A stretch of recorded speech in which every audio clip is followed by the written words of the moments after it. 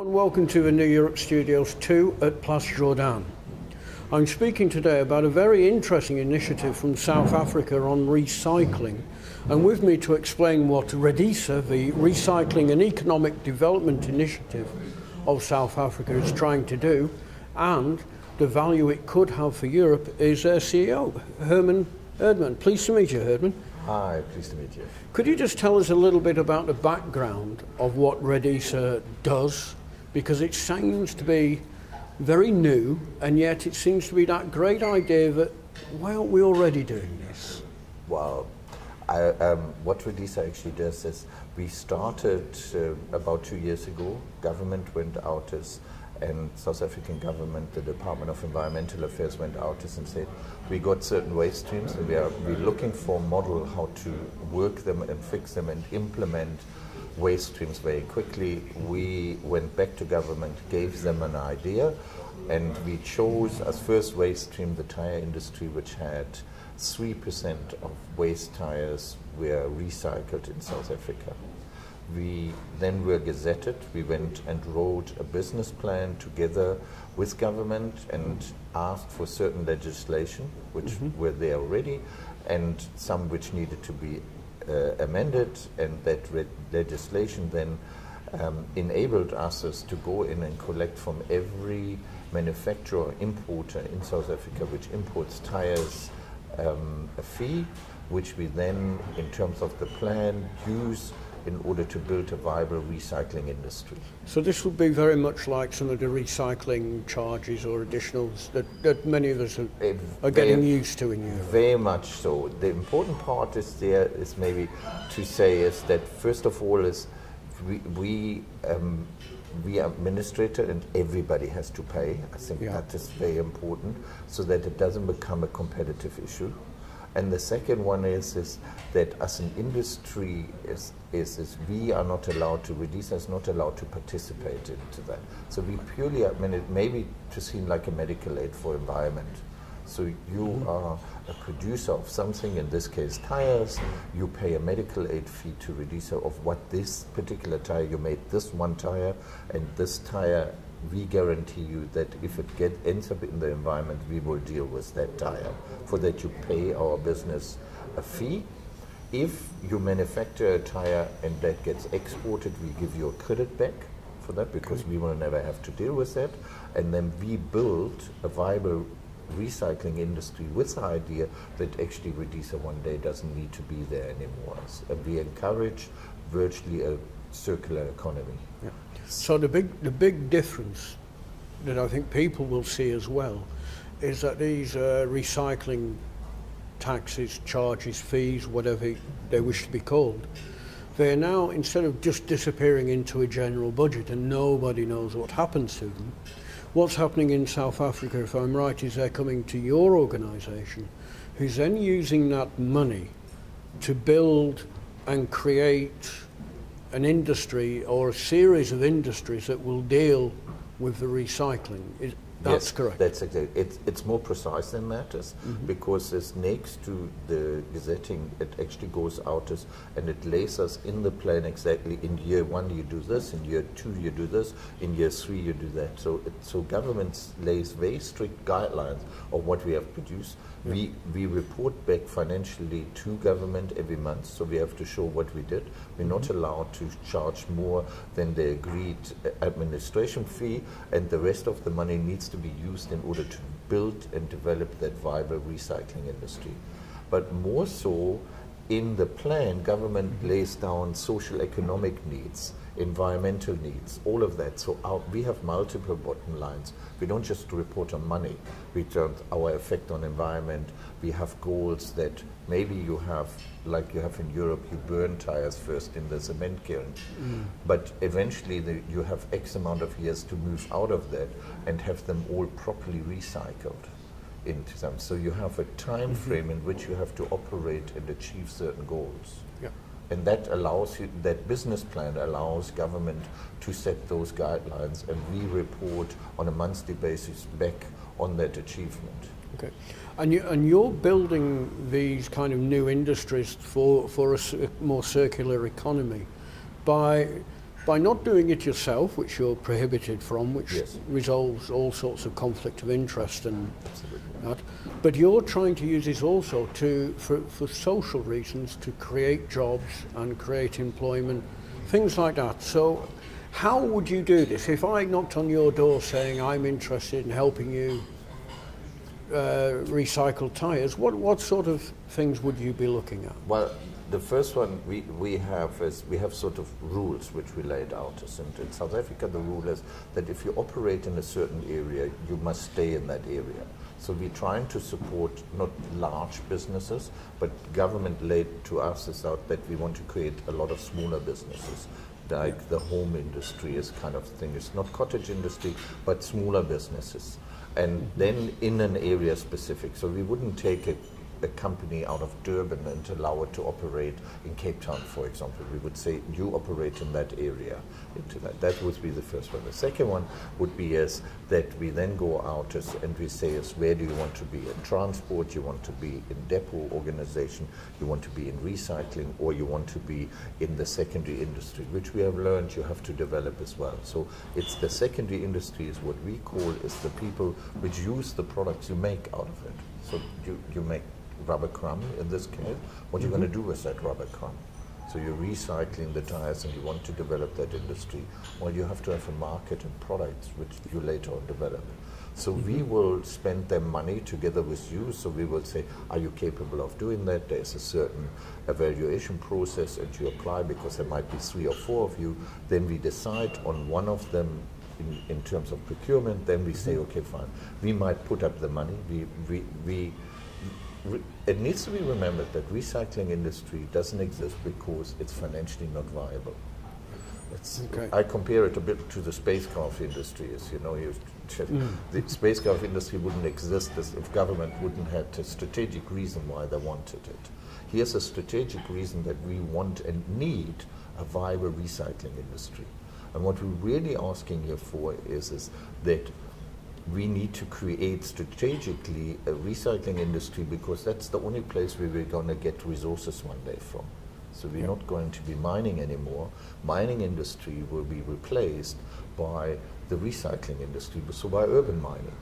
And so we develop that. So we think and we say to government, say to the South African government, this is a strategic reason. And our environmental minister exactly saw that and actually implemented it then in order to strategically develop a viable recycling industry. To go back to your question, is then we take you, we help you to build that business, we make it viable. So we the viability might be is that we discount some of the assets in there.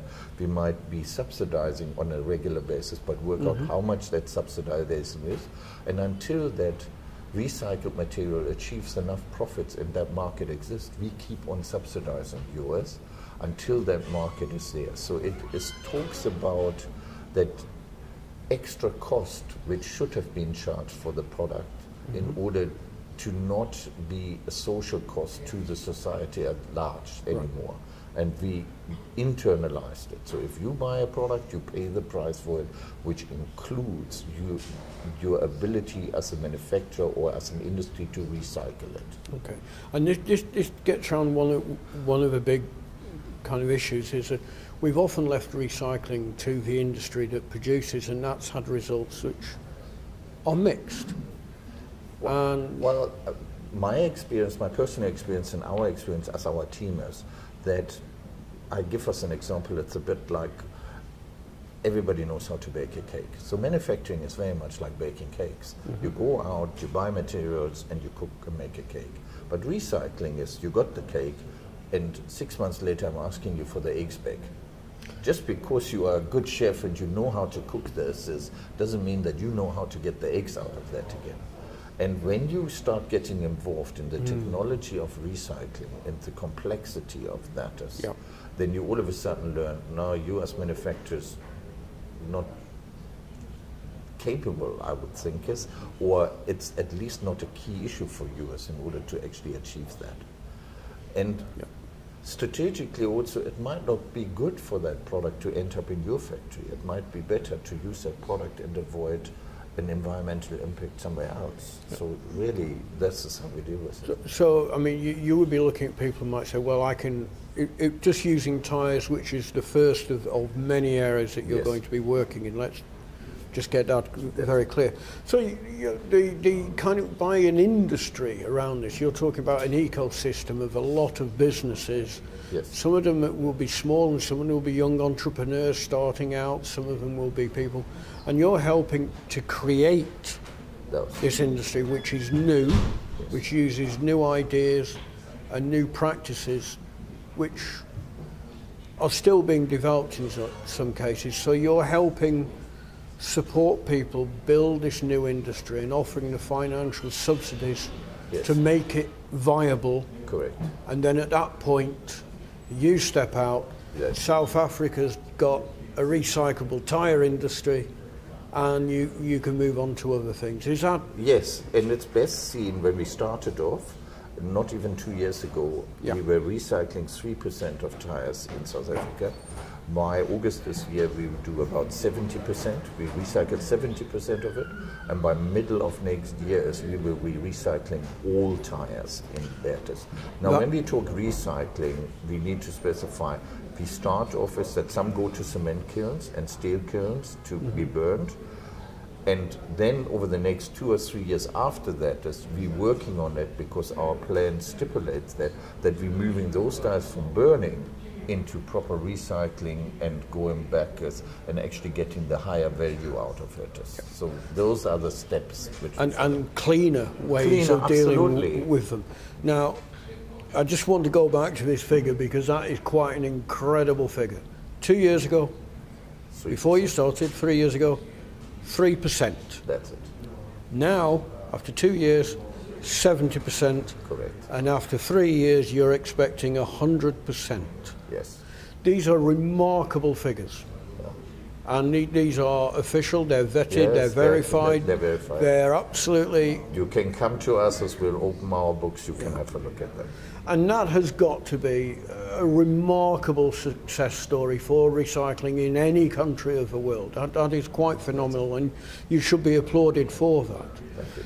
Now the question is from this, is what can we in Europe learn from you? What can we do from your example?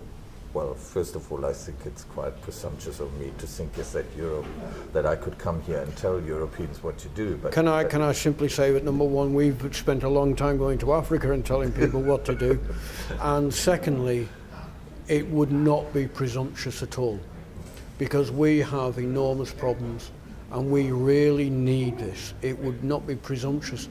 It would be helpful. So I would think is that you should set for some ground rules. You should say for Europe, well, you all should be paying. There should be nobody which has an advantage financial because he doesn't do environmentally, he doesn't pay his medical aid. Let's call it a medical aid for your environmental medical aid. Yeah. So you pay your environmental medical aid. That's it. So you're collecting all that. Then every country should have their plan, their business plan, how to use this money. So he gets proportionally the money which gets collected in Europe. Every country gets proportionally the money which is to the volume of tyres they have used in the country. They then take that money and they have their own internal plan, their Redisa, Belgium, Germany, Holland, and so on, and deals with that in their country existing system. What we also found out is that existing recyclers, which we had, those 3% which were retail, all doubled their business in the first year. Because they just did better, because we brought them more stock, we could guarantee them supply, all of those things. We helped them with their equipment. So I think Europe should have an overlying rule, this is per kilogram, everybody pays in euros. The money should be divided fairly between the countries, because now if everybody has to register, you know exactly how much tyres end up in each country. You go then back and pay that out into that country, and that plan in that country then deals with that internet. And then you can think about inter-country, listen, we do this already, can your plant take some of our tyres and so on, and you can deal with that. So you should have most probably some sort of head office for this. administrating all the different plans with each other and get more efficient with that. But I mean, we do have a lot of systems in place for this sort of discussion where theoretically we could make all of these arrangements and understanding. So although we're not doing it, it doesn't mean that we can't. Yeah. I just want to pick out, because he keeps saying quite incredible things, yes, and then passing on. You said that in the first year, the existing recyclers doubled their business? Yes. Well, you know, when you see recyclers, they first of all struggle to pay for the transportation. Yeah. So the significant part is that because we collect in the money at source, we don't pay for tires. We pay for the service you deliver on tires. So we will pay you for transporting tires. We will pay you for recycling tires. We will pay you for storing tires, and so on. So that takes the fraudulent part out of it, because everybody pays now in matters. Yeah. That's first one. And then, well, we started off a very low base. You know, so each one of, in actual fact now, I think the figure was is that the whole industry was only recycling 7,000 tons of tires per annum. Yeah. And we are now at over 30,000 tons, the existing recyclers doing into that. So purely by establishing the Redisa, and now there's a regular supply, there's a support, they get paid, we subsidizing them to actually go in and recycle tires. They actually went in and now do that. So that group of people which were there originally doubled their business. And if you start analyzing our systems, you actually can see that everybody ends up with something positive. That's what we experience.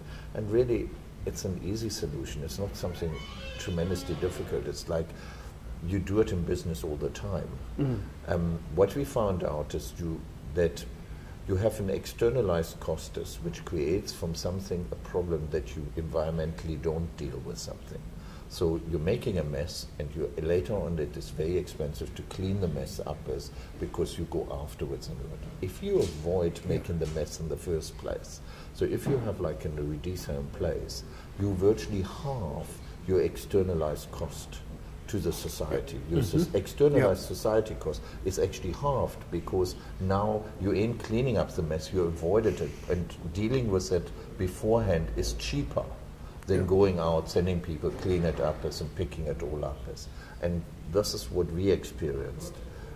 I think we can all understand that there will be all sorts of benefits, just once again using this example, from having 10, 11 million tyres wasted every year, yes, to having 10 or 11 million turned into something that has a value and has a purpose and a use. Yes. I think we can all see that. Now, what I would like to do is just say that this is just the first stage of your operations. I mean, what else are you kind of looking at? What other industries and problems? Well, in South Africa we have a unique problem, which is that 40 to 45% of households don't have general waste collection. So households don't have the day-to-day what you would think is you're sorting your waste collection at home.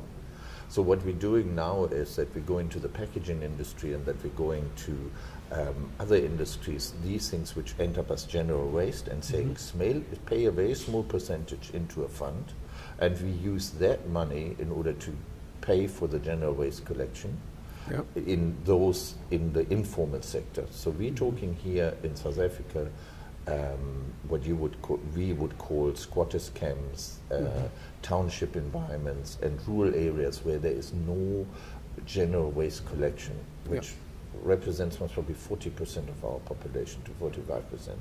And we will then pay for that waste collection.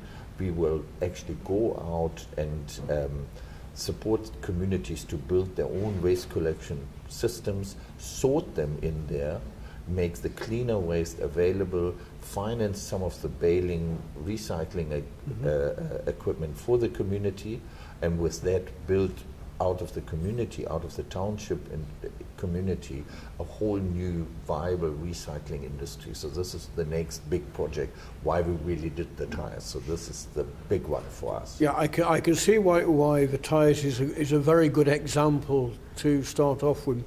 The situation you've described, the scale of it is quite terrible, but I can see all sorts of benefits from living in a cleaner and tidier environment. Absolutely. So there's all of that.